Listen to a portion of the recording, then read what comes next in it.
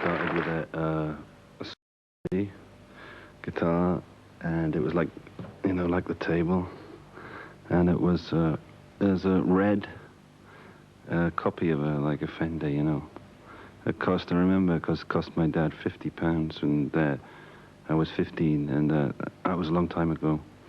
And it cost him a lot then. He didn't have a lot of money, but I remember, then of course I didn't have an amplifier, you know, so I got this electric guitar that I really wanted, you know, and no amplifier, so I ended up, I just destroyed the radio set, you know. And you could actually, with a solid guitar, you could like put it on the table, you know, and you could put your ear on it and play, you know.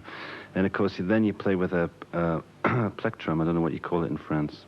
Mediator. Like a what? Mediator. Really? Cool.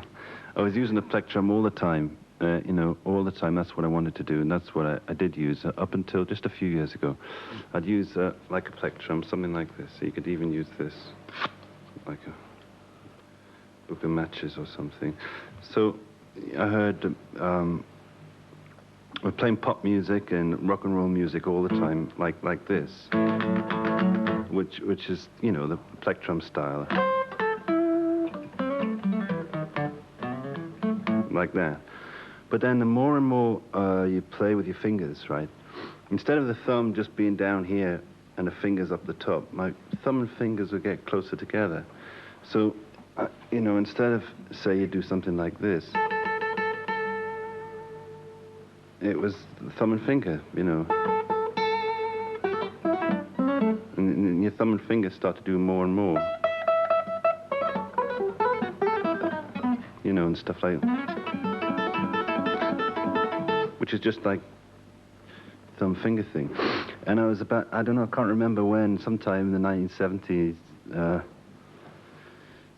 maybe about 74, I think, maybe somewhere around there, I realized that I was just using the pick, you know, less and less.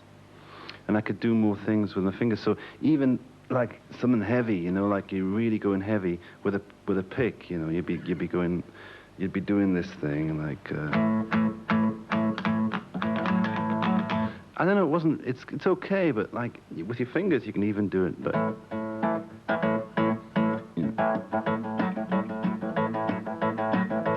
So even if you're doing like rock, you know, and you're driving along, you can still use, if you've got a good amp, you know, yeah, and it's pushing it out. So it was just like less and less. I mean, I still use a pick sometimes, but, or a book of matches.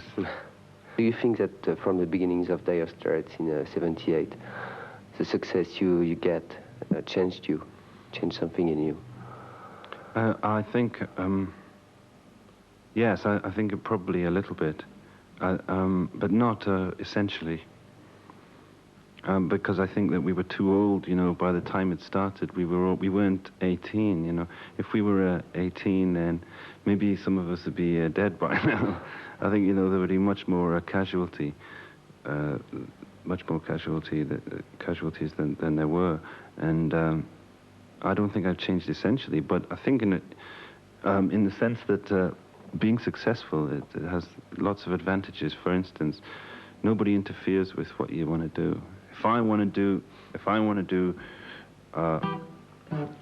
anything, I mean, if I wanted to record these bottles going like this, you know, and with some voices, and maybe a cement mixer and some buses, you know, then I could, and I don't think the record company would really have much to, I mean, I think we could say, okay, this is what I want to put out.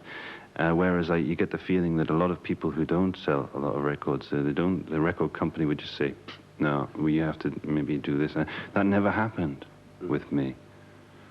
And I've never been interfered with on that level. So that's good. You can develop freely you can do what you want without interference. And I think that's one of the great things about being successful. So I like being successful. I love it.